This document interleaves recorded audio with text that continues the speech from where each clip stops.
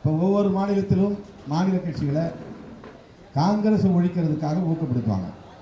எந்த மாநிலத்தில் காங்கிரஸ் வலுவாக இருக்கோ அங்கே சாதி சங்கங்களை எல்லாம் ஊக்கப்படுத்துறது, மத சங்கங்களை எல்லாம் ஊக்கப்படுத்துறது, மாநில கட்சிகளை எல்லாம் ஊக்கப்படுத்துறது, மாநில உணர்வுள்ள கட்சிகள் எல்லாம், மொழி உணர்வுள்ள கட்சிகள் எல்லாம் ஊக்கப்படுத்தி அங்கே ஆட்களை தயார் பண்ணி காங்கிரஸை வீழ்த்திட்டு பிறகு இவங்களை காலி பண்ணிவிட்டு அந்த இடத்துக்கு பிஜேபி வந்துடும். இது ஒரு ஸ்ட்ராட்டஜி. இப்படி தான் பண்ணிகிட்டே வராங்க. எல்லா இடங்களிலும் குறி வச்சு அடிக்கிறாங்க. ஒவ்வொரு கட்சியாக காலி பண்ணிட்டு வராங்க. காங்கிரஸ்லேருந்து தோன்றது தான் திரிணாமுல் காங்கிரஸ்.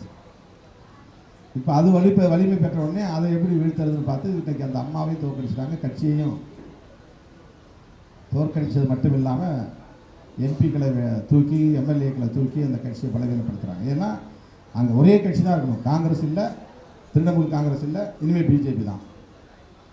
உத்தரப்பிரதேசத்தில் அந்த மாதிரி மாயாவதி தலைமையிலான பிஎஸ்பி வலிமை பெற்று வந்த காலத்தில் ஊக்கப்படுத்தினாங்க. ஏன்னா காங்கிரஸை பலவீனப்படுத்துறது. காங்கிரஸை பலவீனப்படுத்துறதுக்கு பிஎஸ்பியோட கூட்டணி வச்சாங்க. ஆட்சி அதிகாரத்தை பகிர்ந்துக்கிட்டாங்க, ஊக்கப்படுத்தினாங்க, ஒரு லெவல் வரலும் கொண்டு போனாங்க.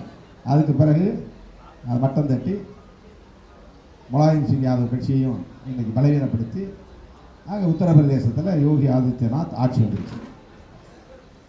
தொடர்ந்து ஜெயிச்சுட்டு இருக்காங்க. இப்போ அகிலேஷ் யாதவ், மாயாவதி இவங்கெல்லாம் ஒன்று சேர்ந்தால் கூட பிஜேபியை வீழ்த்த முடியுமான்னு தெரியல. அந்த அளவுக்கு அங்கே மாறி இருக்கு. பீகாரில் நிதிஷ்குமார் அவரோட சேர்ந்து அவரை ஊக்கப்படுத்தி அவரே இப்போ காலி பண்ணி அவர் ராஜ்யசபா எம்பி ஆக்கிட்டு அங்கே பிஜேபி ஓங்கிடுச்சு. மகாராஷ்டிராவில் சரத்பவார் கட்சி, அது காங்கிரஸ்லேருந்து உருவான கட்சி தான். காங்கிரஸை பலவீனப்படுத்துறது எல்லாமே காங்கிரஸ்லேருந்து உருவான மாநில கட்சிகள் தான். எந்த மாநிலத்தில் பார்த்தாலும் அங்கே காங்கிரஸுக்கு எதிராக காங்கிரஸ்லேருந்தே உருவான கட்சி தான் நிற்கும். மகாராஷ்டிராவில் எடுத்துக்கிட்டால் சரத்பவார், வெஸ்ட் பெங்காலில் எடுத்துக்கிட்டால் மம்தா பானர்ஜி.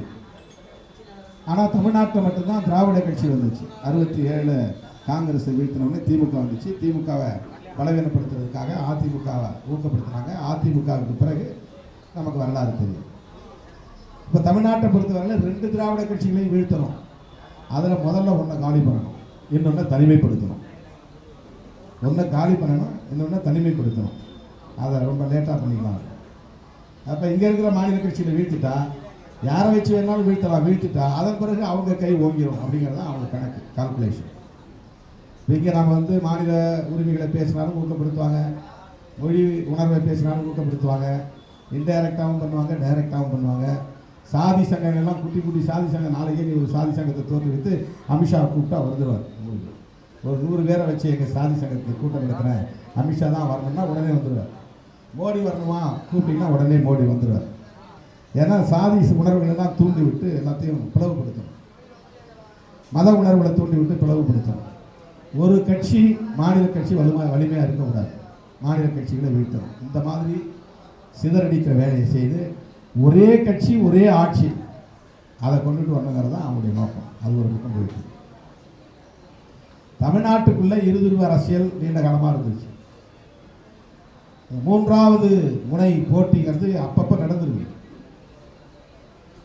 திமுகவிலிருந்து அதிமுக உடைக்கி காங்கிரஸ் பின்னுக்கு போயிடுச்சு.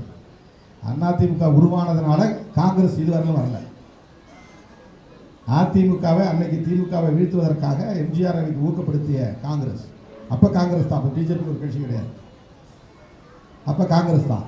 இப்போ காங்கிரஸ் என்ன பண்ணாங்கன்னா திமுக அடுத்து ஆட்சி வரக்கூடாது, அவங்கள வீழ்த்தணும் அப்படின்னா அவரை எதிர்த்து நிற்கிற எம்ஜிஆரை ஊக்கப்படுத்தணும் அப்படிங்கிற ஒரு ஸ்ட்ராட்டஜி எடுத்தாங்க.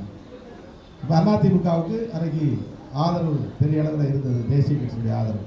அவர் தொடர்ந்து உயிரோடு இருக்கிறவர்கள் அவர் தான் முதலமைச்சர். அப்போவே திமுகவுக்கு எதிரான வெறுப்பு வலுவாக தொடங்கிவிட்டது. அதன் பிறகு திமுகவிலிருந்து மதிமுக உருவாச்சு. மதிமுகவும் திமுகவை எவ்வளவு அடிக்க முடியுமோ அடித்தாங்க. அந்த வெறுப்பு பெருகிச்சு. அதன் பிறகு அதே காலகட்டத்தில் ராமதாஸ் ஒரு கட்சியை தொடங்கினார். அவருடைய பேச்சு நீங்கள் கடந்த காலத்தில் எடுத்து பார்த்தீங்கன்னா வன்னிய சமூகத்தின் முதல் எதிரியே கருணாநிதி அப்படி தான் ஆரம்பிப்பார். திமுகவுக்கு எதிரான வெறுப்பு அரசியல் அப்பவும் தொடங்கிச்சு.